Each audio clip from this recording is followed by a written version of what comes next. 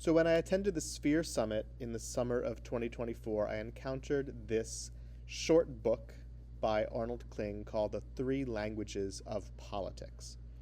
Arnold Kling posits that the reason that people in America seem to talk past each other when speaking about politics, when debating about issues, the reason it seems that people really can't listen to each other and understand each other and instead are just get so outraged at the other person's immorality or uncaringness is that Americans are actually speaking three distinct political languages, and most Americans are fluent in one of them, perhaps two of them, but at least one of them is a foreign language to them.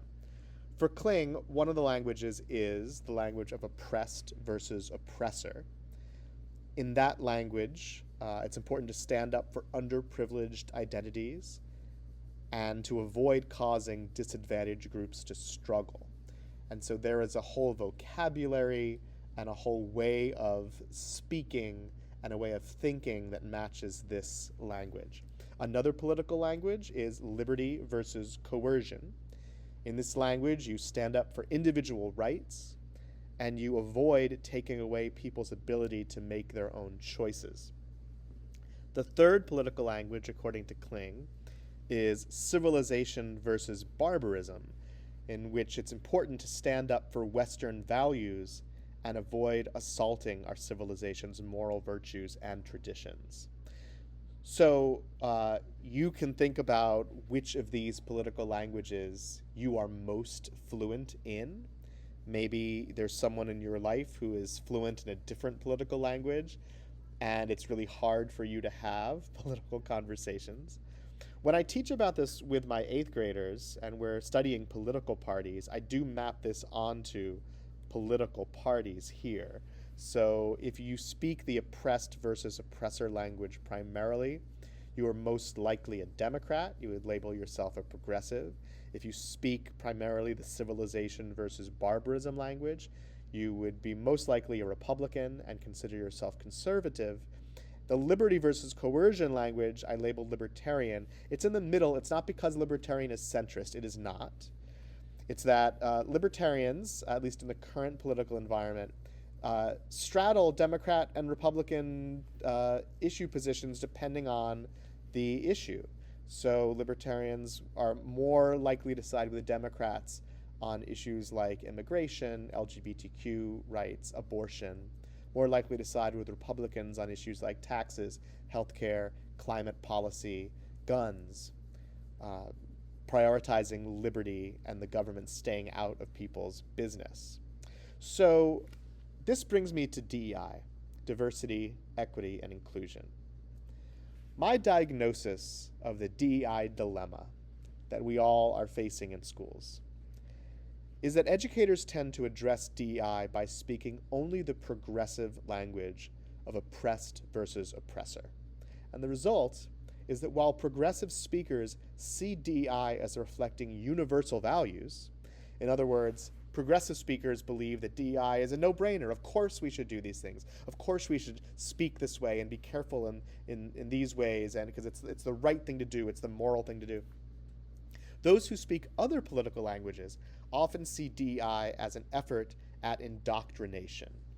So I'm going to go back to this and give some examples, right? So if you're a libertarian, you might be looking at the progressive language, literal language of new terms to describe different groups that are supposedly more respectful and dignified as this ideology trying to coerce you into changing your speech against your will.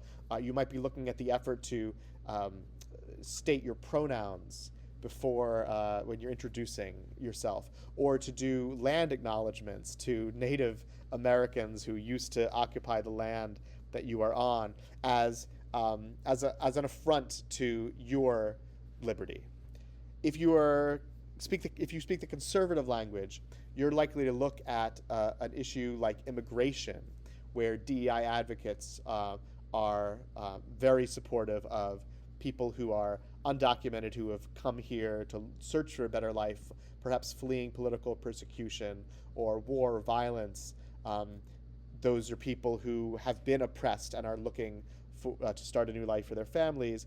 If you are looking at the world through civilization versus barbarism, you're seeing that as well. On one hand, these are people who are coming to our American Western country and with different culture and changing our values. And furthermore, they're doing it by breaking the law that we have established, so they're undermining civilization. So depending on the language you speak, you're going to see that issue in a very different way. So I see that as the dilemma, that DEI comes from a progressive speaking way of thinking, and it's a turnoff to people who speak the other languages. And my proposed way forward for DEI is to find ways to approach DEI as a conversation among the three political languages. So when you look at this and how I've described Kling's three languages, the progressive language focuses on identities, who we are.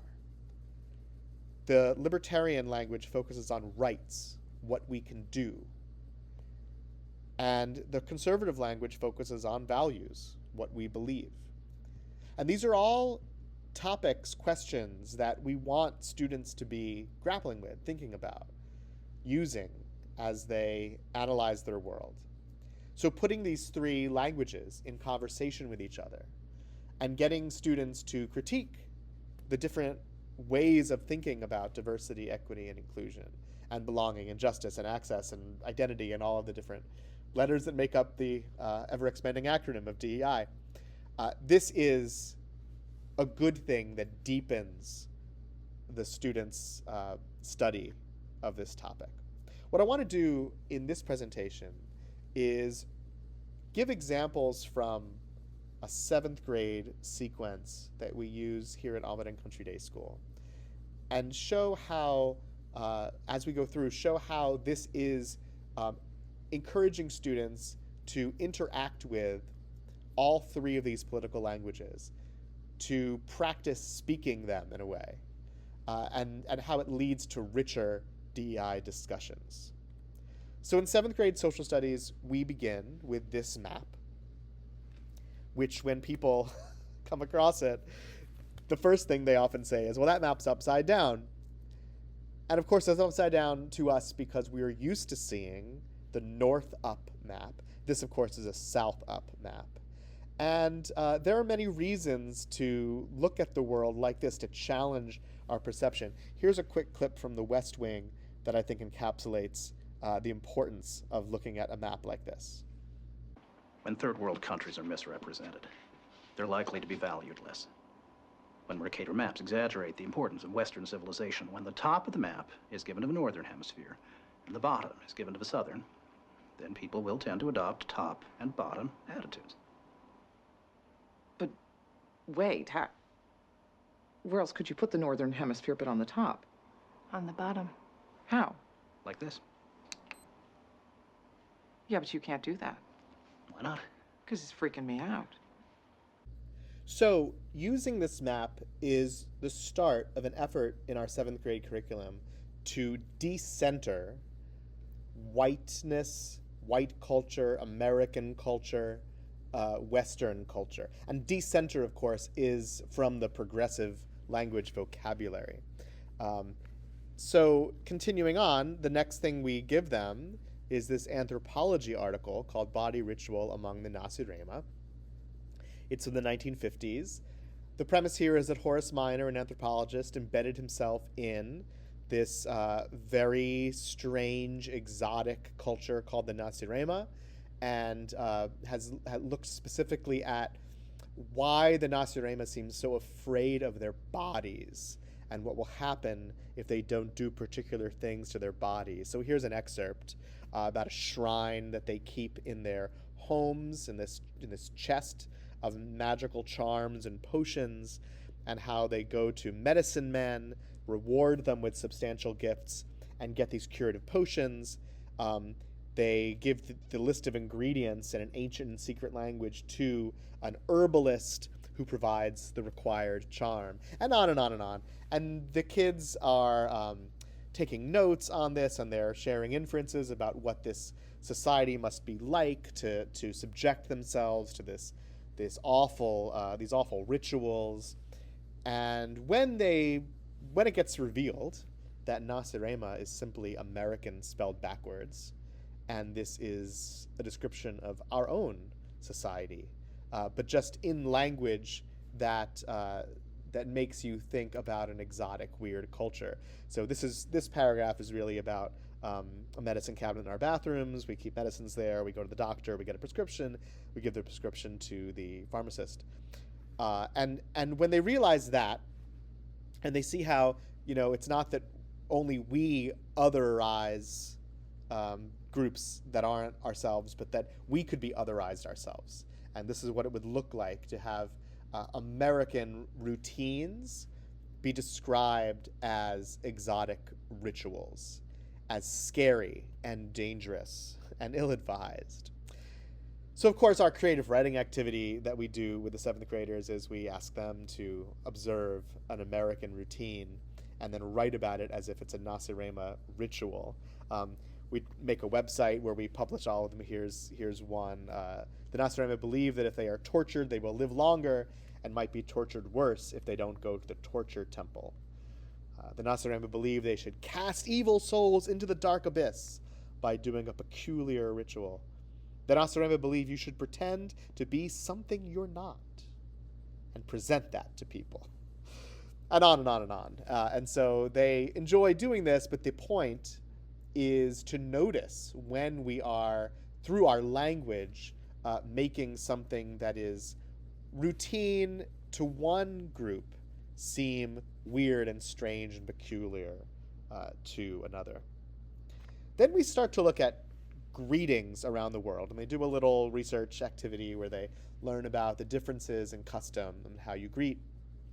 And the activity that I have them do here is rooted in one of the first professional development sessions I attended when I joined the faculty of ACDS. We were being trained by someone from developmental designs in how to run the advisory program that we at our school call advocacy. And one of the things he was emphasizing to us was that in the morning greeting, it's really important for each student to look the other person in the eye when they greet them. And it's so important that if they fail to look the person in the eye, the teacher should ask them to try again, looking the person in the eye, because it's a sign of respect and friendliness. And of course, when I was in that PD session, I was also developing this curriculum, and I was very aware that in many places around the world, to look someone in the eye, especially if they are of higher status than you are, is actually a sign of disrespect and challenge. And what you should be doing is looking down in a show of deference to their authority or their status or their wisdom. So I asked the trainer during the break to address this, and what did he think? And to his credit, he engaged me in the conversation and brought me to a page of the advisory book. It's literally called the advisory book, where they address it. And here's the relevant portion. It's in a kind of frequently asked questions format. Sometimes a student's cultural norm does not include a handshake or looking eye to eye during a reading. Do you allow students to greet along the lines of their own culture? And their answer is no. And their rationale is that students should learn to adapt to the culture they're in because it empowers you to be able to adapt. And then the next paragraph, of course, it says if they really can't do it, if they really, because of their cultural restrictions, then you make special arrangements for them, and it says this will probably require a conversation with the class about the student's special situation and the need to extend full welcome. So as soon as I read this, I thought, I have to put this in the curriculum. So every year I give this to the 7th graders, this excerpt from the advisory book, along with some earlier excerpts about greetings. And they really don't like how this is phrased, but I give them the question that's at the root, which is this question. When a group welcomes someone from a different culture, should this newcomer be expected to adapt to the norms and rules of the culture they're now in? That's what the advisory book says. Or should the newcomer instead be allowed, maybe even encouraged, to follow their own culture's norms and rules? Or, and so the original prompt was just the first two, but then students started coming up with a third one, so I've now put it in the prompt. Should the group instead be encouraged to adapt to the norms of the newcomer to help them feel welcome? So they write about this, they debate this. Most classes are pretty divided on this question, who the burden is on to change if there's two cultures that are different. And it's a really robust and interesting conversation. Now, I want to pause here and think about the three political languages, because up until this point, most of the content I've presented is very much in the progressive language of decentering whiteness and Westernness and Americanness. And here, we get to this from the advisory book that is a bit more in the conservative language. Not really the barbarism part, but the part that, like, there is a civilized way of doing things, and this way of doing things is looking people in the eye when you greet. And then I throw them this prompt, which asks them to make a choice. You know, we have free choice here. What will we choose to do under the circumstances? This embeds the libertarian language into the activity. So here already, this early in the sequence, we're looking at conversation among the progressive, conservative, and libertarian languages. Before we get to the next part of the curriculum, I pause to talk about the fine line between generalizations and stereotypes. And I do this because, you know, it's from experience that whenever we talk about a group of people, there's always going to be some student who wisely, and to their credit, says, aren't we stereotyping? And isn't this wrong? So I developed this just one visual to be able to talk about the fine line between generalizations, which I view as good and important, and stereotypes, which are always bad, even if they're positive stereotypes. So generalizations are conclusions about a group of people based on observed patterns. Our brains are wired to make generalizations to help us get through life and interactions with other people. They help us build cultural awareness and make sense of new information. Oh, this is why someone's doing that. They're not actually weird. They're not being disrespectful. It's their culture, right? And we generalize about that culture. It helps us adjust our interactions to people to make them feel more welcome. And it allows for individual difference. We generalize, but we know it's a generalization, and we know that there are exceptions. The danger is when that becomes, kind of drifts into stereotyping, which are assumptions not about a group, but about individuals based on an impression you have of the group they belong to. It may be negative or positive, but it's always hurtful, unfair, and misleading. And often it has it's built on a grain of truth. There's like something in there that at least for one member of the group might be true or might be true-ish. And then that expands into becoming a stereotype about everyone or most of the people. We, in looking at different cultures, want to make sure we're generalizing responsibly while not drifting across that fine line into stereotyping. And that is hard to do, and we always mess up. And so we want to name this and say, we should be on the lookout. The progressive language would be, check ourselves. That we not stereotype. And if we find ourselves stereotyping or we think someone is stereotyping, we kindly say, I want to make sure we're on the generalization side of the fine line.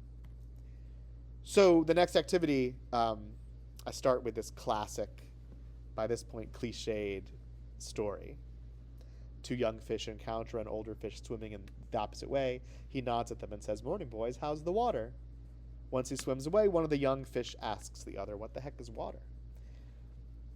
This next portion of the curriculum challenges the kids to identify their water, or the air they breathe, or the things that they see as universal because that's all they know, or that might be all they know. Not realizing that up at the top of this image, there's a whole other part of the world that isn't water, where people do things very differently than swimming around in the ocean. And the content here is based on two texts. One is The Culture Map by Erin Meyer, which was given to me as a gift by a parent a few years ago, and I really found useful for this. And the other is the Managing Diversity Survival Guide. Both of these are business texts to try to help people involved in interactions, business interactions around the world with people in different countries, not embarrass themselves. So what we do is we take different categories. This one is family. And we look at, on the left column, there are some descriptors, generalizations of American culture in this category. And then the other column is beyond American culture, and we don't specify which cultures they are. There are many, and they're from different parts of the world. But the point is not to label the cultures. The point is to say there are different ways of thinking about these things. So, for example, the generalization about American families is that when we think of families, we focus on the nuclear family, parents and children.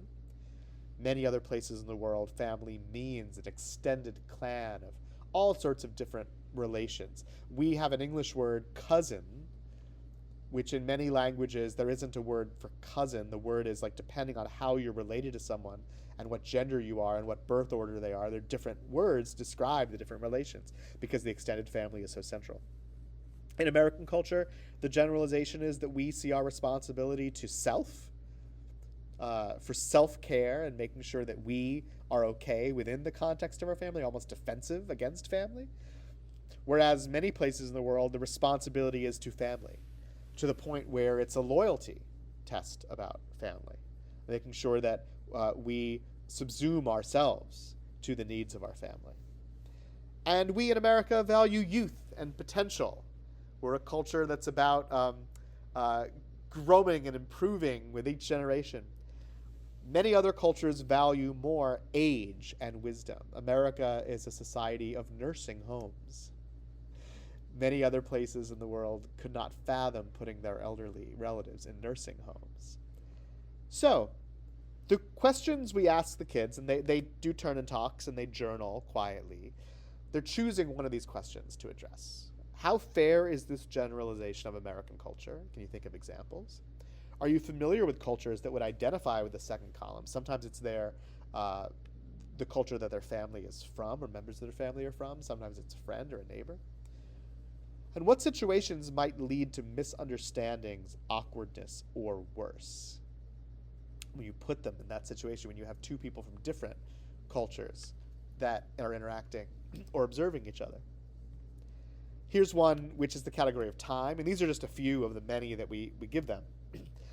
The generalization of Americans is rude to be late, we're in a hurry, we're a very linear time, one task before the next, whereas many places in the world, what's rude is not to be late, but to be strict about schedules.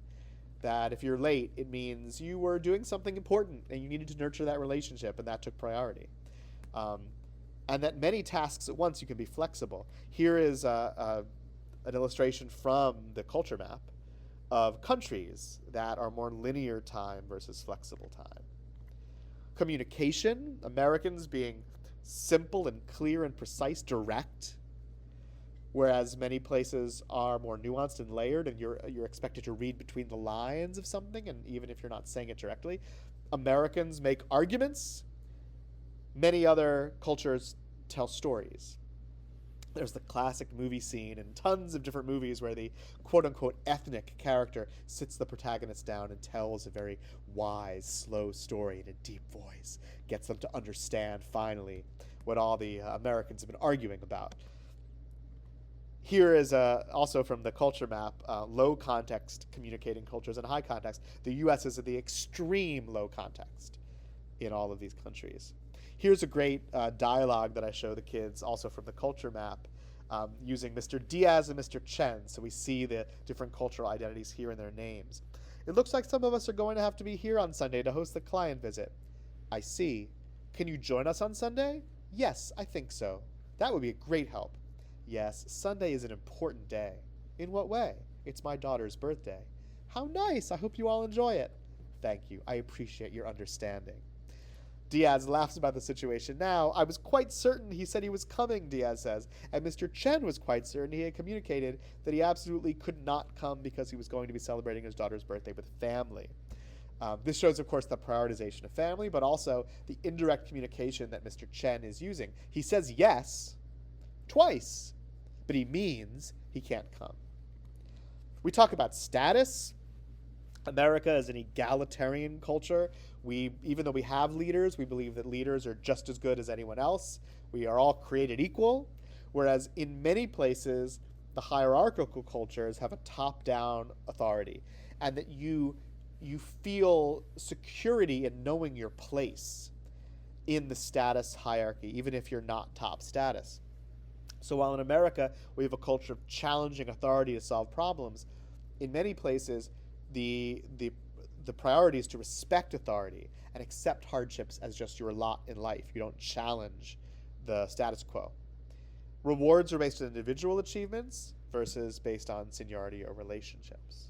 We talk about evaluation, the generalization of American culture, that we are subtle and diplomatic. We lead with positives.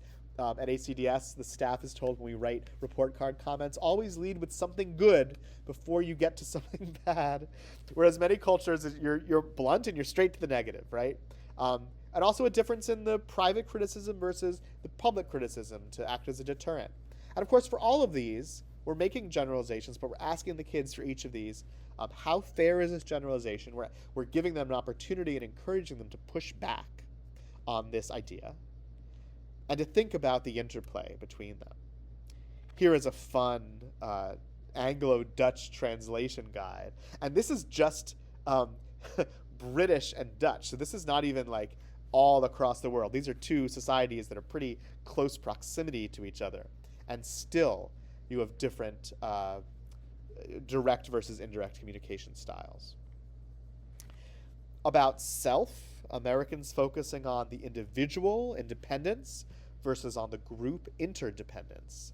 Individuals control their destiny as opposed to accepting their destiny. And in America, all our stories are about the protagonist fulfilling their dreams, having big dreams and making them come true. You're supposed to, when you die in America, you leave the world better than you found it. You improve the world. Whereas in many places, the goal is to sustain the status quo. You are a keeper of the traditions and the ways of being. And if you've left the world in the same way you found it, you have done your job. And then we pivot. I introduce these two concepts of how to judge other cultures that are different from yours. Ethnocentrism, which essentially means that you're centering your own culture and looking at how different another culture might be from yours and saying, that is wrong, they need to change. And maybe even I would be willing to have my culture come in and change them so that things are better for them. And the other way of thinking about it is cultural relativism, which is saying, well, it's not what my culture does, but it's their culture, and they seem to be, working as in that way for a long time, and so it's not our place to say whether it's good or bad. We're going to let them do it. It just might not be right for us. And this cartoon encapsulates, right, how these two people are looking at each other through the eyes of ethnocentrism and drawing conclusions that the other does not necessarily subscribe to. So here's the first culture we give them. And like the previous activity, we don't label the cultures or the countries or the time periods, but all these are based on real life in some regard. A king rules this country and commands the military. This king has never been elected by the people.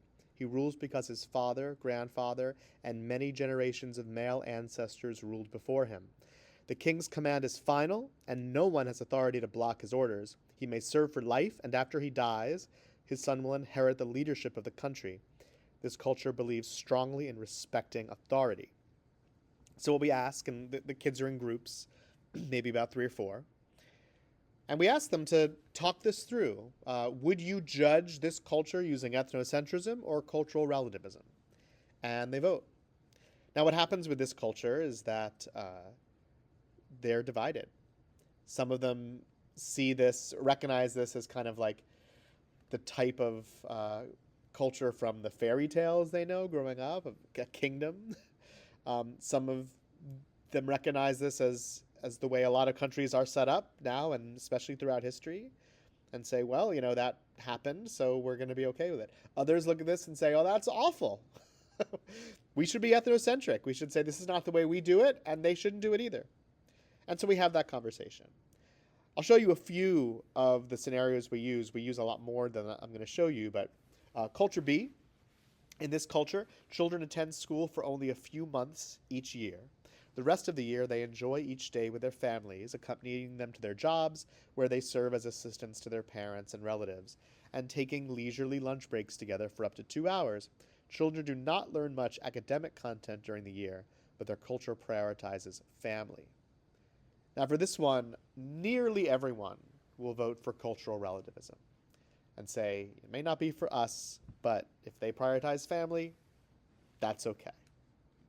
Culture C. In this culture, people defer to authority figures and never express verbal disagreement with them. Following the tragic crashes of a number of passenger airplanes in the area, researchers discovered that the co-pilots had felt uneasy about the decisions the lead pilot had been making, but they chose not to raise those concerns in the moment, leading to the deaths of hundreds of people. Here, a lot of them switch to ethnocentrism. And after every 3 or so, I'll ask the groups to come up with what is the line between ethnocentrism and cultural relativism. When would you decide to switch to ethnocentrism, right? And many of them will say people dying, people being hurt physically. Some will say equality. Some will say dignity. And they'll debate and go back and forth about what should that line be. Here's culture D. This culture has a strong sense of social status and hierarchy. People from lower classes are not permitted to interact with people from higher classes, or even to get physically near them in social situations outside of work. There is no path to move from one social class to another, but since this culture values status over equality, people appear to accept their destinies without complaining. This gets tricky because, okay, they've just been told that, some cultures value status, and that you can imagine that being people taking comfort in that. And they appear to accept their destinies, but then some students say, well, they appear, but maybe they're just been acculturated not to express their their sense of injustice. So this goes back and forth, and the classes tend to be divided about this. Most of them end up ethnocentric here. Culture E, this culture believes strongly in loyalty to family. If someone enters a relationship with a person of the same sex, they are considered disloyal, having shamed the family. The family banishes them from the home, and it becomes lawful for members of the community to throw large stones at the person, which typically results in serious injury or death. The culture views this as a way to deter others from being disloyal. Now again, this pits loyalty to family, which is a value that they just recently had been taught to honor and respect, against oh wait, now people are being hurt, what do you prioritize? Most end up, actually all usually end up ethnocentric here. And what we're doing here is saying we're giving them a progressive language appreciation for other cultures.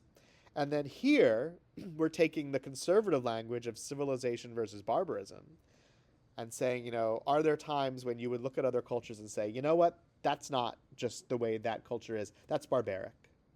And we are civilized, and we should be valuing our civilization and actually maybe imposing our civilization on them, which is putting the conservative language, not prioritizing it over the progressive language, but putting it in conversation with the progressive language to say, these are dilemmas. And you might end up on either side of this, and there's no one right way to think about it. I want you to think about it. Our final project questions, they get to choose one or more of these. What about American or Western culture have you developed a new appreciation for as you studied this? What about it have you become more skeptical or critical of? And the key one is, how will you try to incorporate an aspect of a different culture into your own life? This is now putting in the libertarian language of liberty versus coercion. You know, you have been socialized in a particular way, living in America, and depending on your family's culture, maybe, you know, socialized in a lot of different ways. But you don't have to be coerced into being a certain way. You have the freedom to choose. So what would you choose? So this is putting into conversation libertarian language with progressive and then earlier conservative language. So back to my diagnosis of the DEI dilemma. As I said, I'm proposing that the best way forward for DEI is to approach it as a conversation among the three political languages. In what I've just shown you, the oppressed versus oppressor progressive language is about recognizing, respecting, and learning from differences. That's a large portion of what I've just presented. Notice the potential negative effects of ignoring differences, right? That we can't just pretend everyone is the same. We have to pay attention to people's identities. We have to pay attention to who they are and how they're different. That's a very progressive mindset. That enters into conversation with the conservative language of civilization versus barbarism, what we believe. That there are moments when our sense of morality and ethics compels us to judge others harshly. What are those moments? It may be different for each person. And then that's in conversation with the libertarian language of rights, what we can do, what we're allowed to do. We are autonomous beings who can choose to do things differently than we've been told to do them. And that's, you know, throughout, not just that final project question, but about how to do greetings when there's a newcomer from a different culture, about whether to judge a culture by ethnocentrism and whether to try to change them. These are all choices that people would make. So a few final questions that were on my mind as I was creating this presentation and I want to voice and respond to here. Is this approach balanced? It is not. It is not balanced. It still very much leads with progressive language. DEI, at its core, is a progressive language idea. So it leads with that before entering into conversation with the conservative and libertarian languages throughout. Not just at the end, not just as dessert, but it's constantly interacting with those two languages. So it's not balanced, but it contains each of the three at various moments. Is this approach a capitulation to right-wing censorship? It is tempting to believe that that's what this is, to see this as a completely defensive strategy to continue doing DEI in the face of attacks from conservatives and to some degree libertarians. I do not believe this is what this is about. It's actually an opportunity to make the curriculum even richer.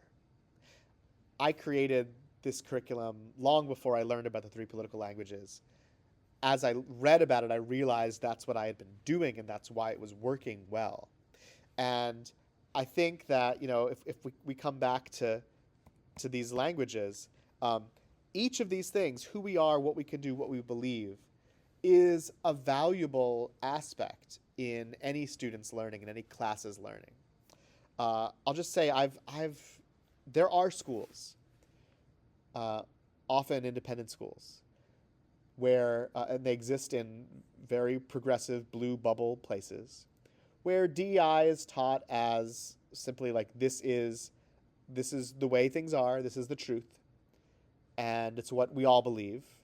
And in order to become a more sophisticated thinker and a more responsible person in the world, you should believe this too. And those schools believe they're giving their kids a great education. And I think there's great aspects of that education. I think it's an incomplete education. I think that, well, for two reasons. One is that it's really teaching kids what to think rather than how to think. It's not allowing them to grapple with questions as much as it is letting them know that this is the way to think. And also, I don't believe it's preparing them for the world outside of their blue bubble, that when they go out into the world and have to interact with people who think differently and speak different political languages than they do. What do? They're not prepared for it. So I believe it's really important to do this to deepen curriculum, not as a defensive measure against right-wing attacks. And it also places more of the meaning-making in the students' hands instead of the teachers. the content here is from the teacher, but the meaning making, the grappling, the juggling and balancing different priorities, the conversations among kids, all of that is intellectually rigorous, and that's distinct from academically rigorous. Academic rigor means something's just hard for the sake of being hard. This is not hard academically. It's accessible to anyone. It's really hard intellectually. You have to stretch your mind. You have to confront cognitive dissonance about, wait, I thought I believed this, and now this is the case, and do I still believe that? When do I believe that? When do I apply this versus this other thing? That's intellectual rigor, and that's the value in putting these three political languages in conversation with each other in a curriculum or a lesson sequence. And how might teachers in other subject areas apply this? So I recommend identifying lessons you teach that subtly communicate in the progressive, libertarian, or conservative language. How might you design activities that invite your students to enter into conversation with other languages? There's a whole bunch of ways this plays out.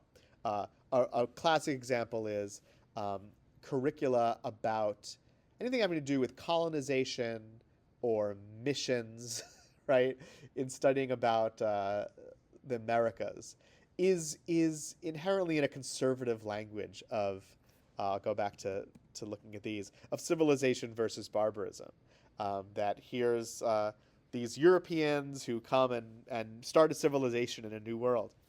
And what many schools have been doing, including my own for many years, have been putting it in conversation with the progressive language by adding the perspectives of and culture of indigenous peoples who had been on the land, and how those interactions occurred and the injustices of them, of adding stories of, for example, here in California, when they study about California missions, the Chinese immigrant experience building railroads and settling in California, and of course being discriminated against, that is not usurping the conservative language curriculum, but adding the progressive language, and it creates dilemmas for the kids to grapple with. Another example would be, a lot of what we teach socially and emotionally is subtly coded libertarian. Any conversation we have with kids about making good choices, making the right choices, right? It's important to put that into conversation with progressive language.